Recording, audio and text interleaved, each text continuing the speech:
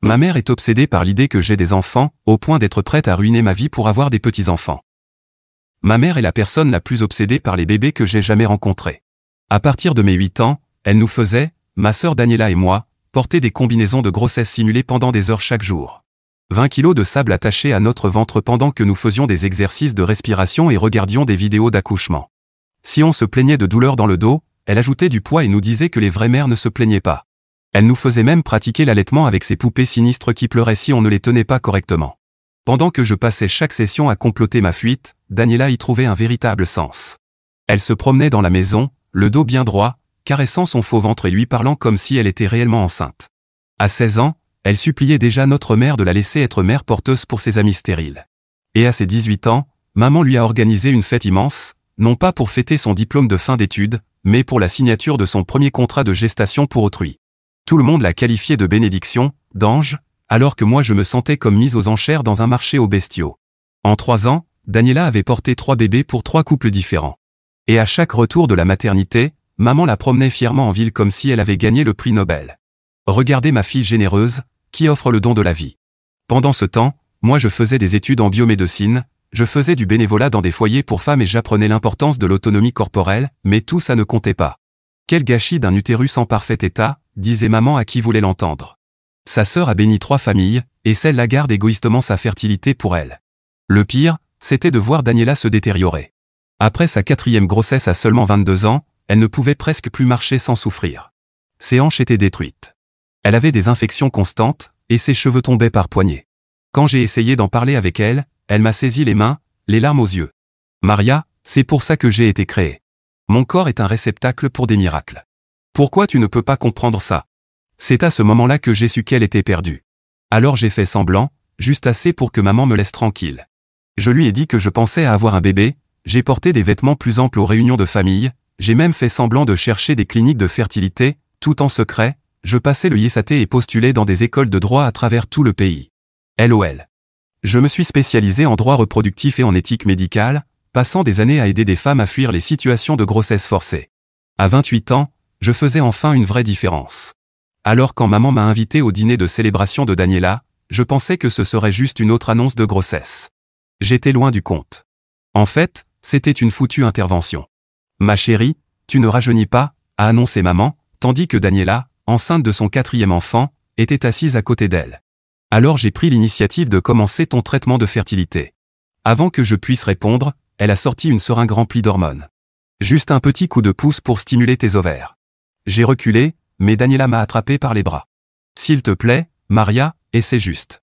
J'ai déjà trouvé le couple parfait pour ton premier bébé.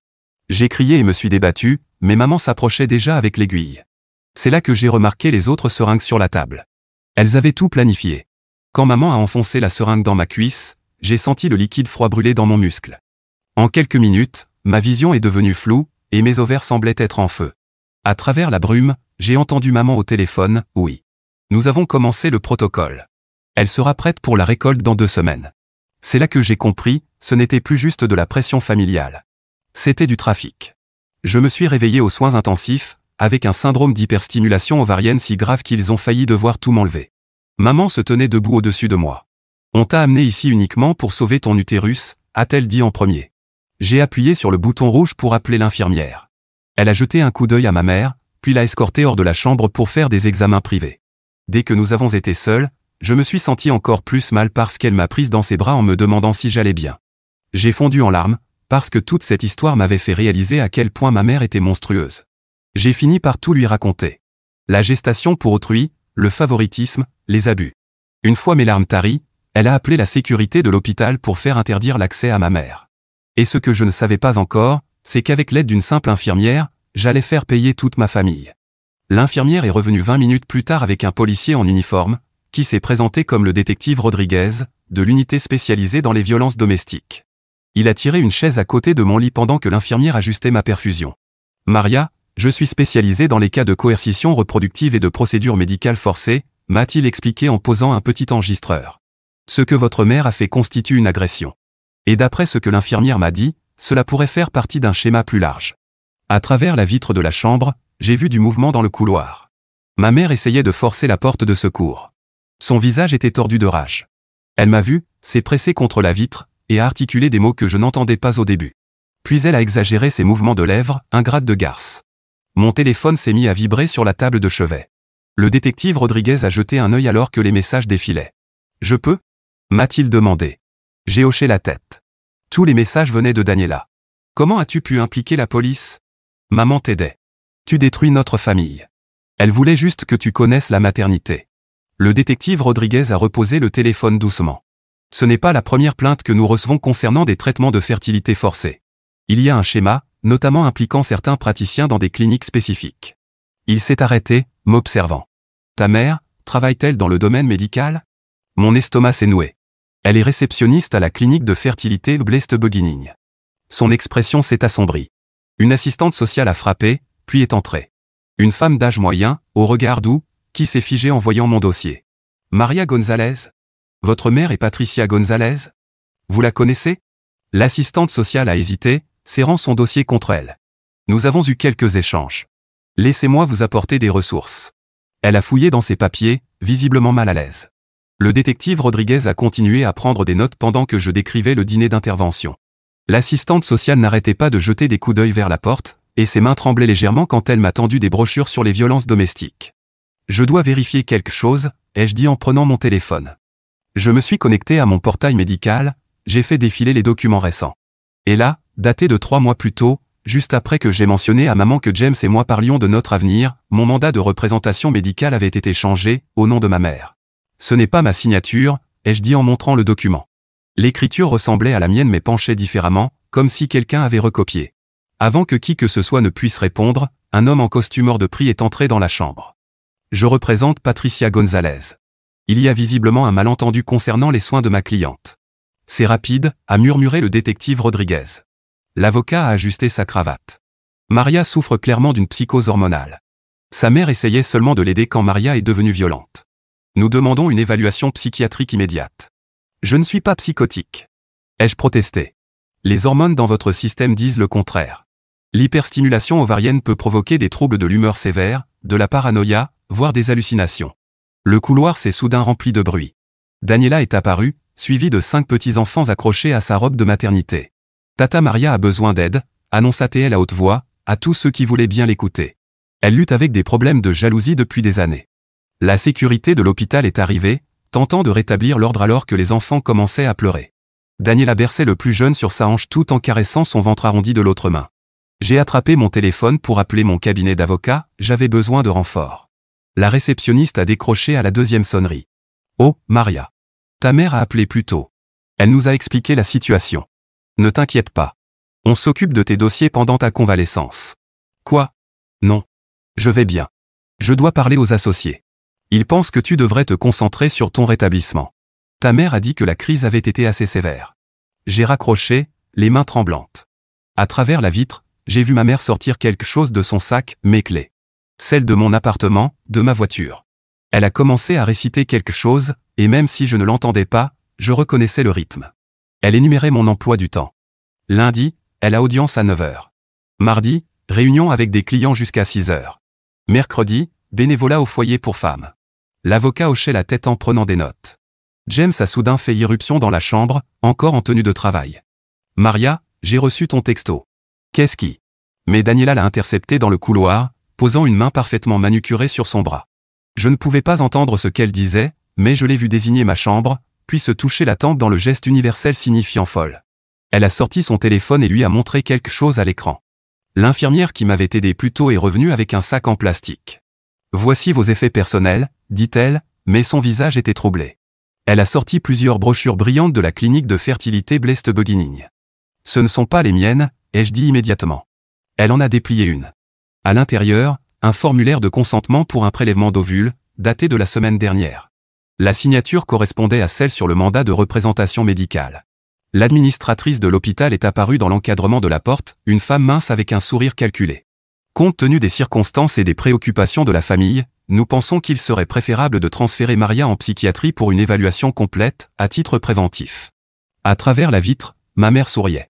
Le détective Rodriguez s'est levé. « Elle n'ira nulle part sans une ordonnance du tribunal. »« Bien sûr, » répondit l'administratrice avec douceur. « Nous envisageons simplement toutes les options pour son bien-être. » Mon téléphone a vibré à nouveau. Cette fois, c'était mon mentor de la fac de droit, le professeur Chen. Je viens de parler à ta mère. Elle est très inquiète de tes délires autour de la maternité. Elle m'a dit que tu faisais une fixation sur le fait d'avoir un bébé, mais que ton corps ne coopère pas.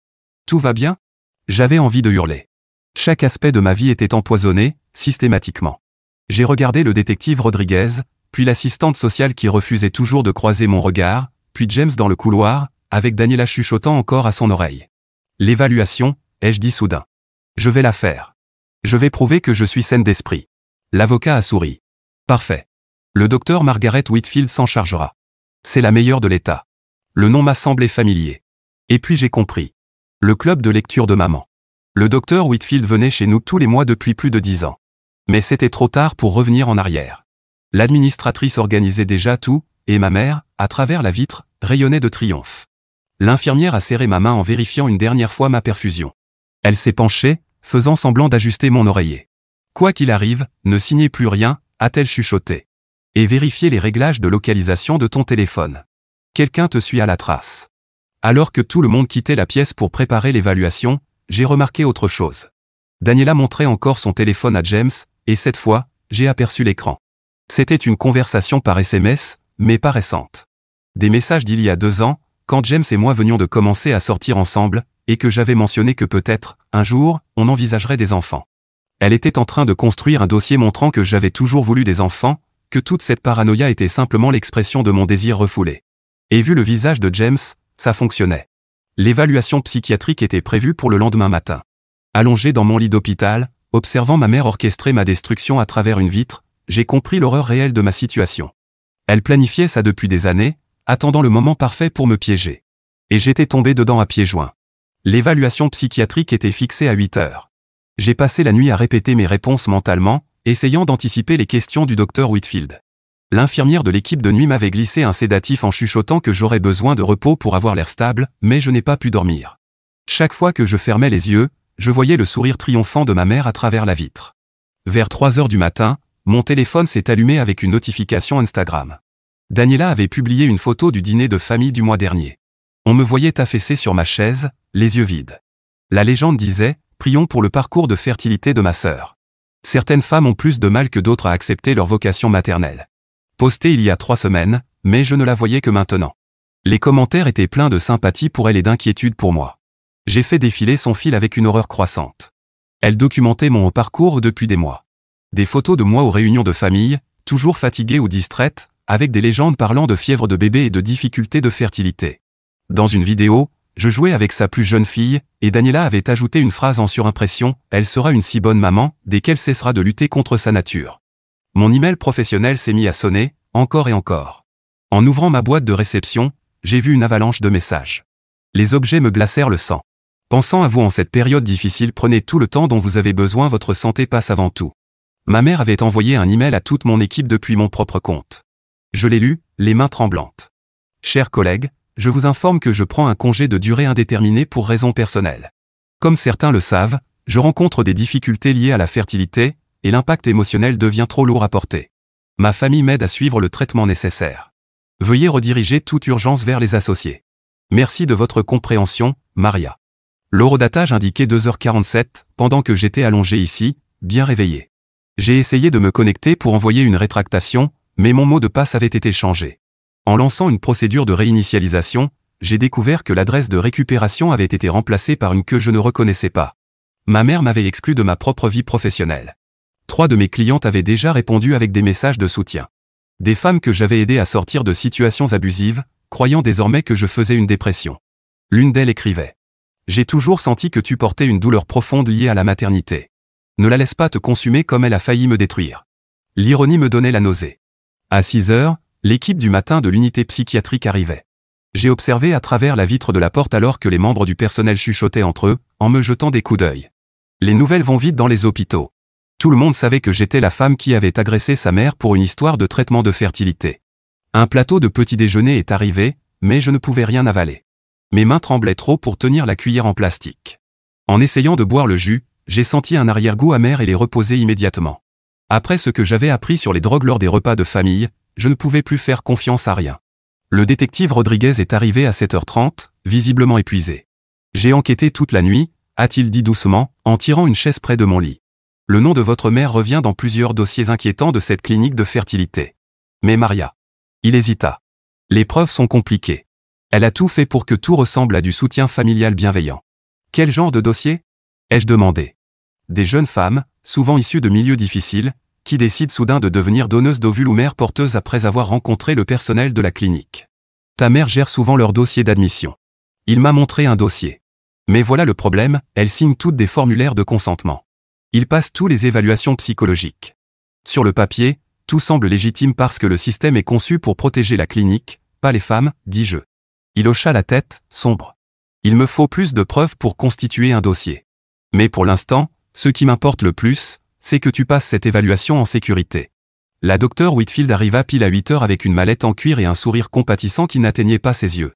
Elle était exactement comme je me souvenais des réunions du club de lecture de maman, cheveux argentés, tenue professionnelle, lunettes de lecture suspendues à une chaîne de perles. « Maria, ma chérie, dit-elle chaleureusement, ta mère m'a beaucoup parlé de tes difficultés. » Le détective Rodriguez s'apprêta à objecter, mais elle leva une main manucurée. « Je crains que cette évaluation doive être menée en privé. C'est le protocole standard. »« Je reste, » répondit-il fermement. « Alors je serai obligé de noter dans mon rapport que la patiente nécessitait la supervision de la police, ce qui suggère une tendance à la violence. » Son sourire ne faiblit pas, à vous de choisir, détective. Il me regarda, la mâchoire contractée. Je hochai légèrement la tête. Nous savions tous les deux qu'elle avait déjà rédigé son rapport dans sa tête. Le faire sortir ne ferait que lui donner plus de munitions. Une fois qu'il fut parti, la docteure Whitfield s'installa sur la chaise des visiteurs et ouvrit sa mallette. À l'intérieur, j'aperçus ce qui ressemblait à des formulaires déjà remplis. Les résultats de l'évaluation, déjà rédigés. Bien, commença-t-elle en sortant une tablette.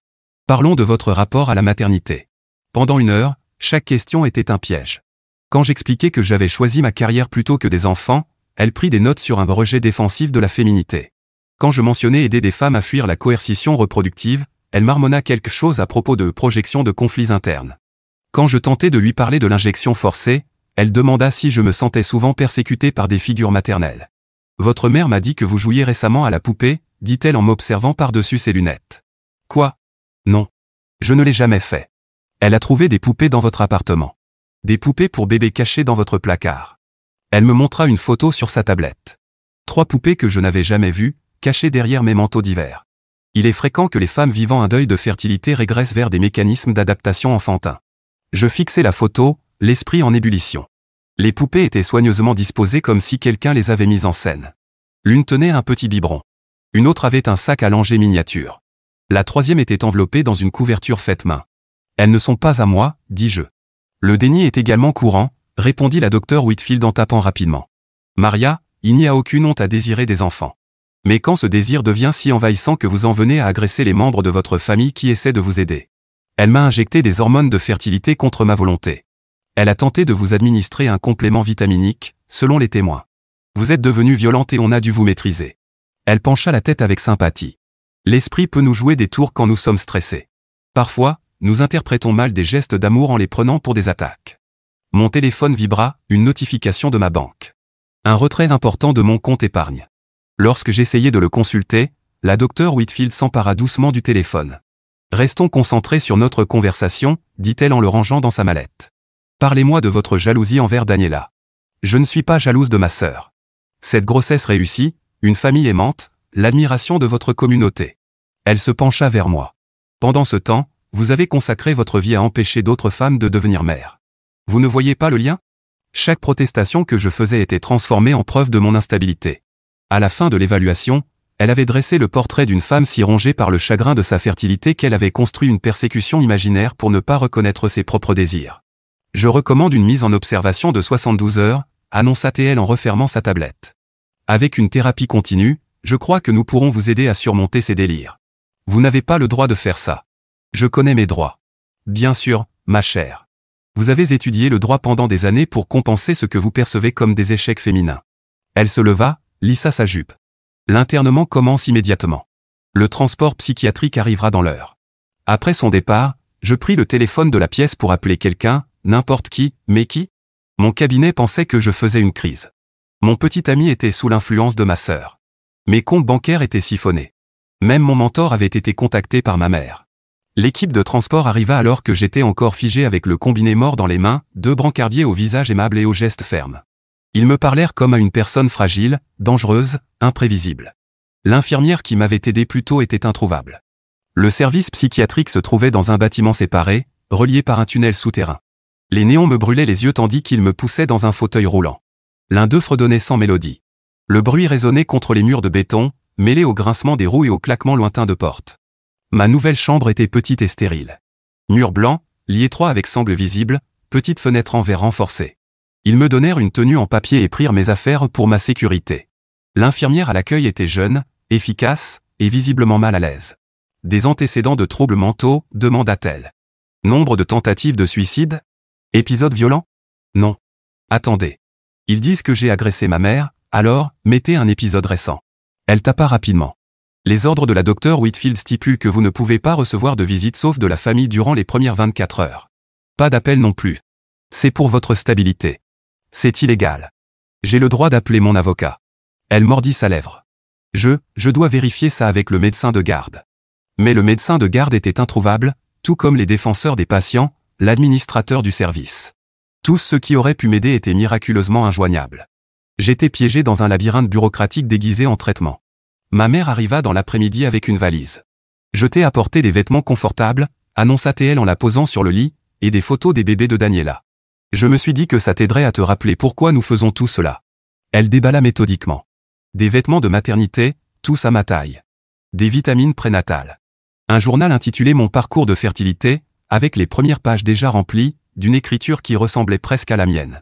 Des photos de bébés que je ne connaissais pas, étiquetées et ton neveu et ton filleul. Le prélèvement est prévu pour la semaine prochaine, dit-elle sur un ton détaché en accrochant une robe clairement destinée à une femme enceinte. Le docteur Martinez de la clinique est très optimiste quant à la qualité de tes ovules. 28 ans, c'est encore jeune pour d'excellents résultats. Je ne consens pas à un prélèvement d'ovules. Bien sûr que non, ma chérie. Pas dans ton état actuel. Elle lissa la robe sur son cintre. C'est pourquoi j'ai demandé une tutelle médicale temporaire.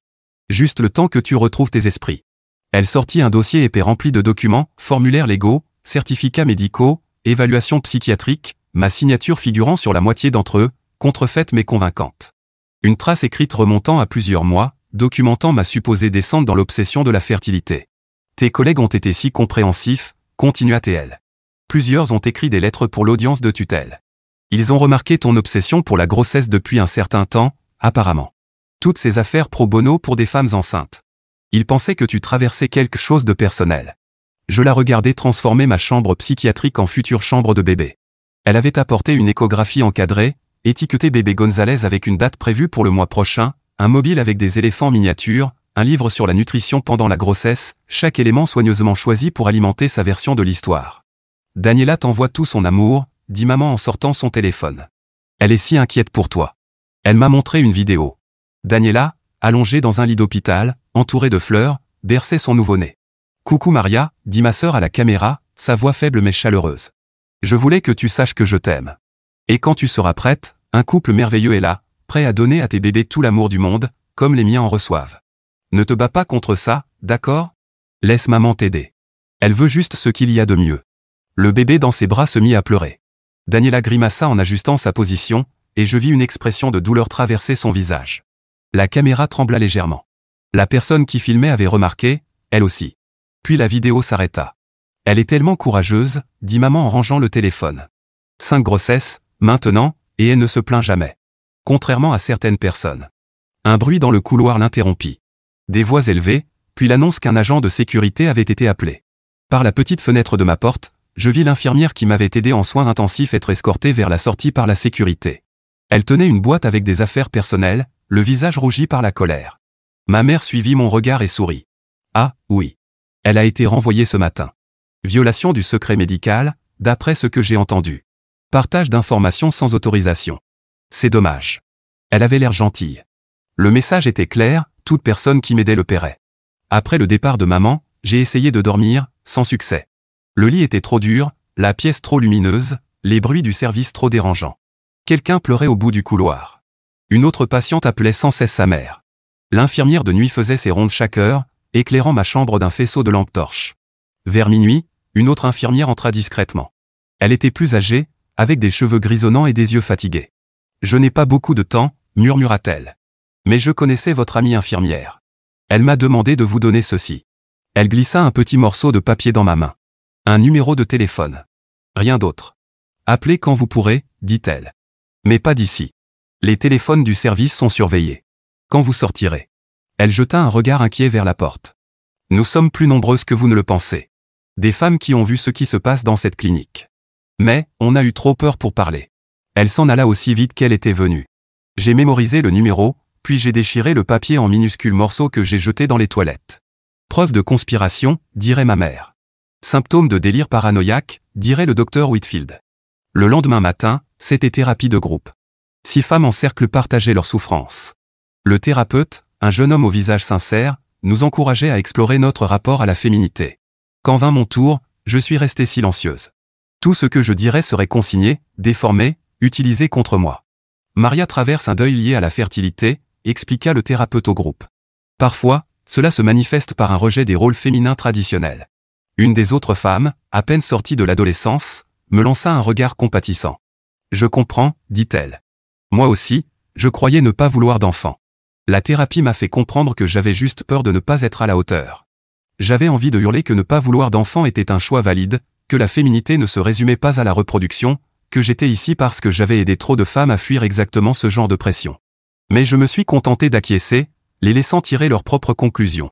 Le déjeuner se faisait dans une salle commune aux fenêtres grillagées. J'ai pris mon plateau, encore parano à l'idée qu'on y ait mis quelque chose. Ma voisine de table, une femme plus âgée au regard vide, se pencha vers moi, conspiratrice. Première fois, demanda-t-elle. J'ai hoché la tête. Un conseil. Dis oui à tout. La façon la plus rapide de sortir, c'est la soumission. J'en suis à ma 6e fois ici. Je me bats avec ma fille pour la garde de mes petits-enfants. Elle remua son pudding sans conviction. Mais cette fois, je vais faire semblant. Dire que je comprends les limites. Que j'accepte mon rôle. Elle eut un petit rire amer. Peu importe. Tant que ça me fait sortir. L'après-midi, j'avais une séance individuelle avec le docteur Whitfield. Elle avait installé un bureau permanent dans le service pour mieux servir ses patientes.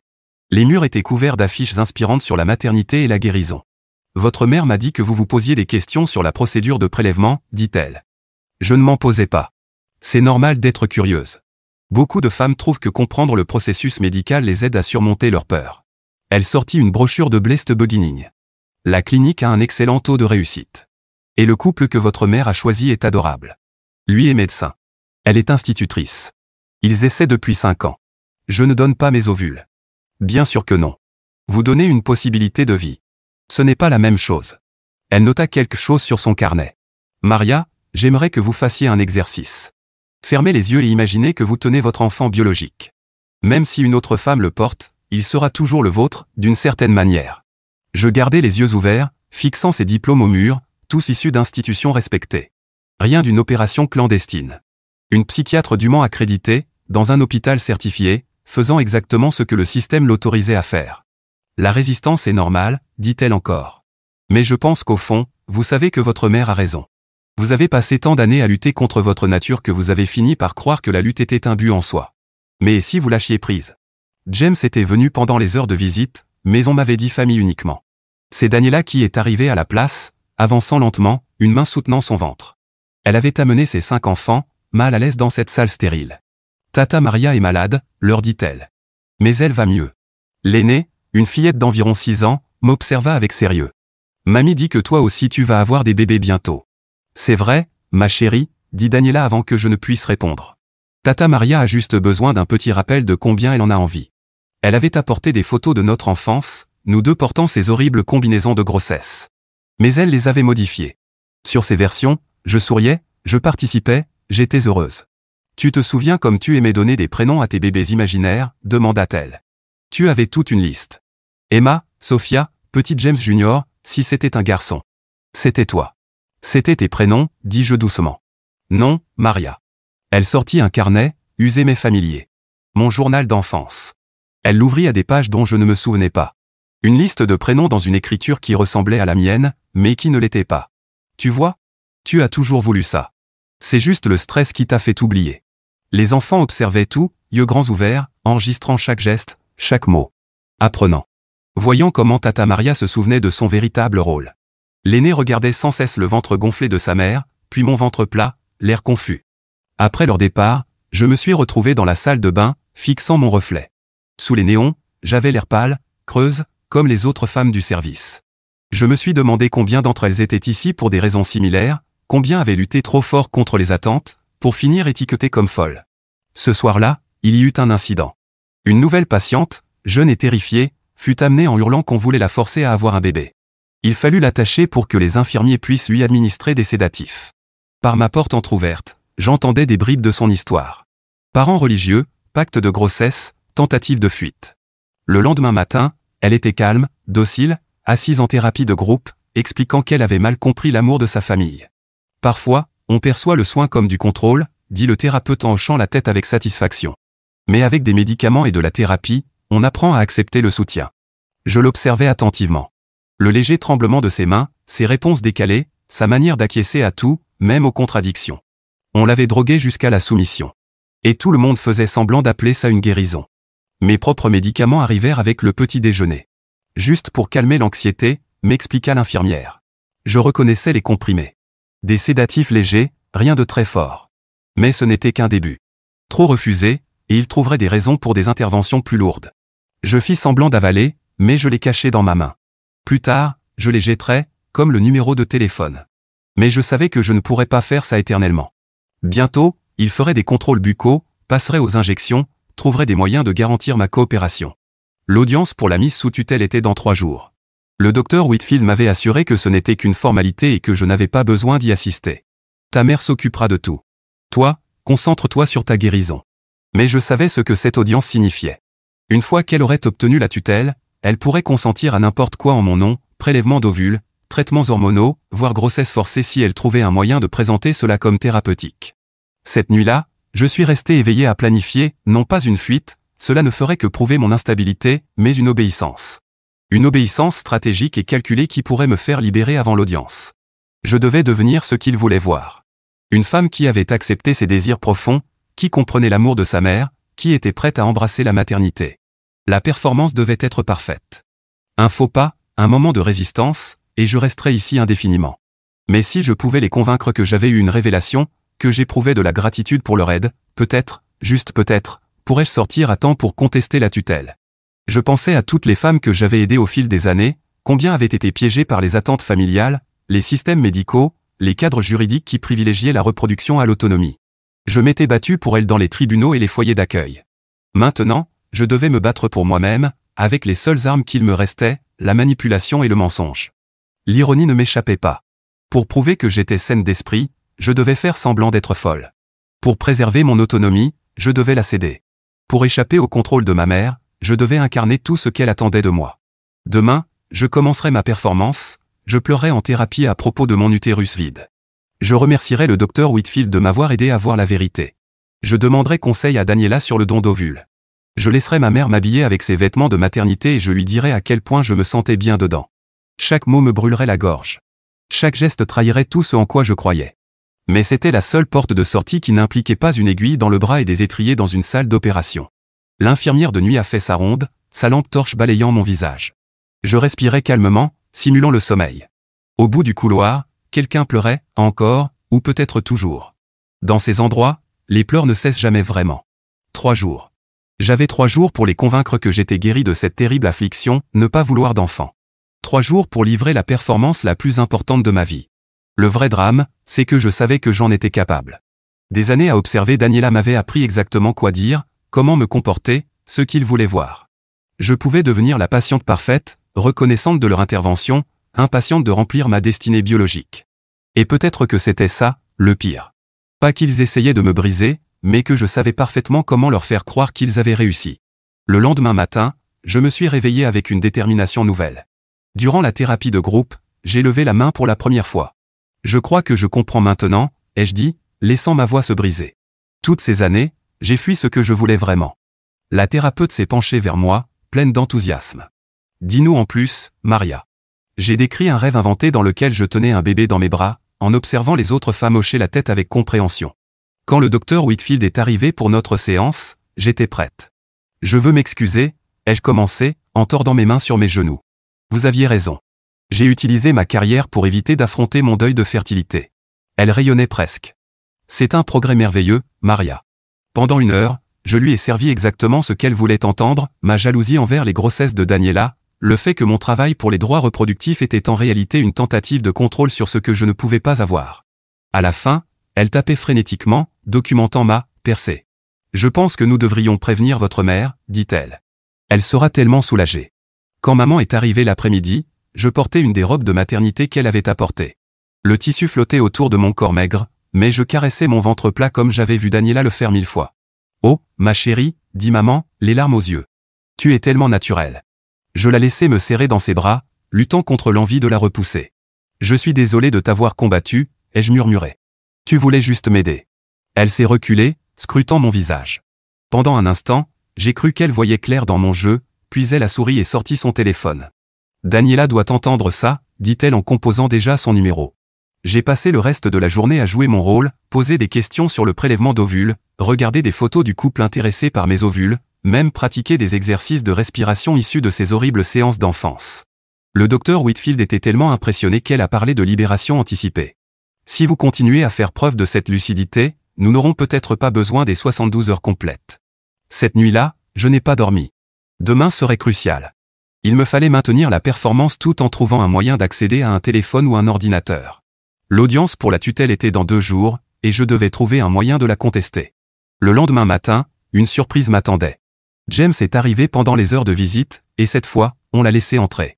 Il avait l'air épuisé, tiraillé. « Ta mère m'a dit que tu allais mieux, dit-il prudemment. Je voulais hurler la vérité, mais je savais qu'on nous écoutait probablement. À la place, j'ai pris sa main. J'ai été tellement perdu, ai-je dit. Mais je commence à comprendre ce que je veux vraiment. Il a étudié mon visage et j'ai tenté de communiquer en silence. Ses yeux se sont écarquillés légèrement. Avait-il compris? Peut-être qu'on pourra parler de notre avenir quand tu sortiras, dit-il lentement. J'aimerais bien, ai-je répondu, en serrant sa main 3 fois. Notre vieux signal, fait semblant. Après son départ, un espoir a germé.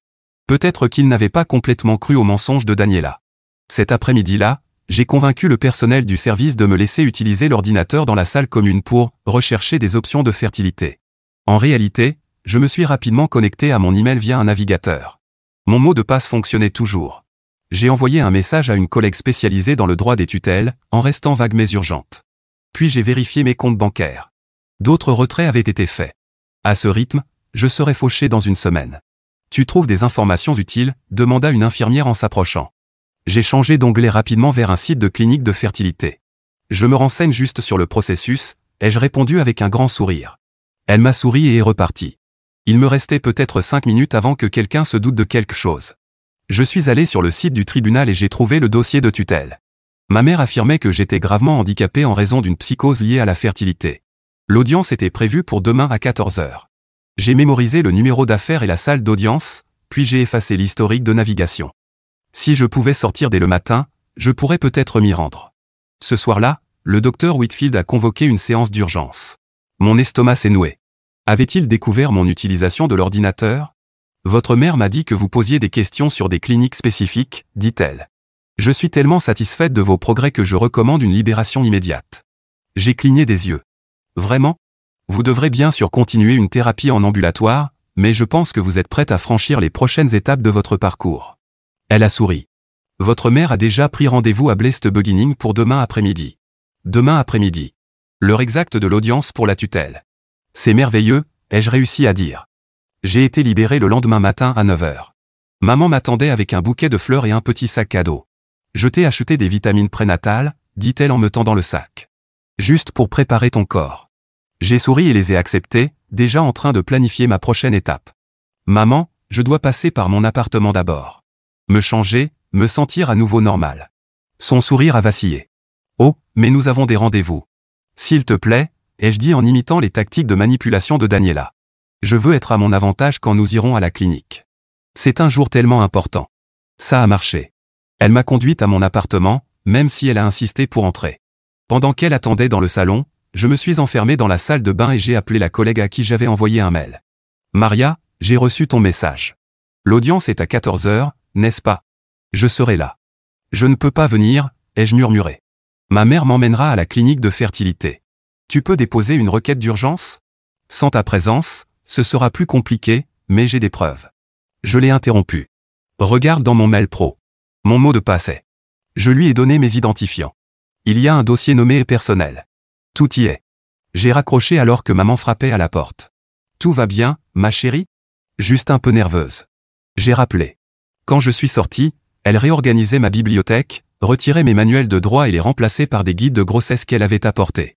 C'est bien mieux, dit-elle. Maintenant, allons te changer. Elle avait apporté une tenue, une robe fluide, évoquant la fertilité et la féminité. Je l'ai mise, toujours dans mon rôle. Nous sommes arrivés à Blessed Beginning à 13h30. La salle d'attente était pleine de couples pleins d'espoir et de jeunes femmes à l'air vaguement absents. Je reconnaissais ce regard, je l'avais vu maintes fois durant mes années de militantisme. Patricia, dit une infirmière en accueillant chaleureusement ma mère.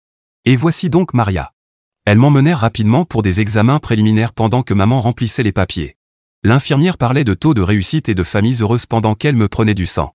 Votre mère dit que vous êtes très motivé pour aider un couple spécial. Très motivé, mentis-je.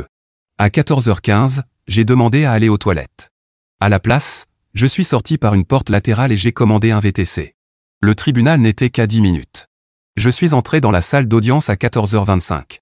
Le juge parlait déjà. Ma mère était à la table de la requérante avec son avocat. Ma collègue, à la table de la défense, avait l'air soulagée de me voir. Votre honneur, dit-elle rapidement, ma cliente est arrivée. Le visage de maman est devenu blanc, puis rouge. Elle est censée être à la clinique. Intéressant, dit le juge sèchement.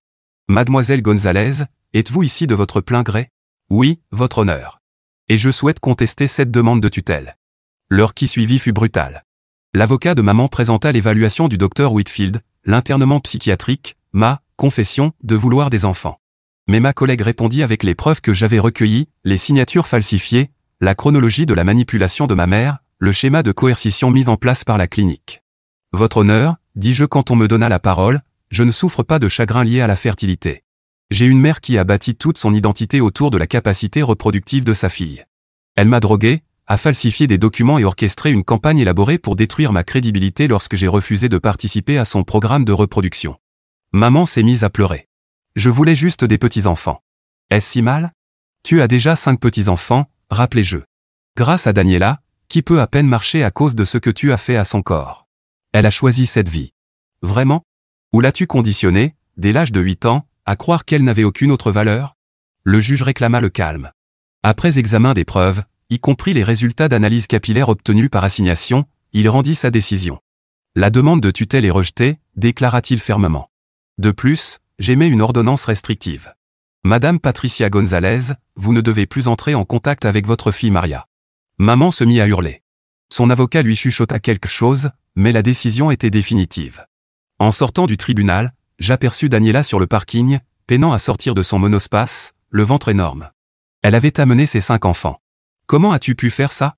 Cria-t-elle. Maman nous aime. Elle aime ce que nos corps peuvent faire pour elle, rétorquai-je. C'est différent. L'aînée, une fillette de 6 ans, tira sur la robe de Daniela. Maman, pourquoi mamie pleure? Daniela ne répondit pas. Elle ne pouvait pas. Comment expliquer à un enfant qu'elle est en train d'être préparée au même destin?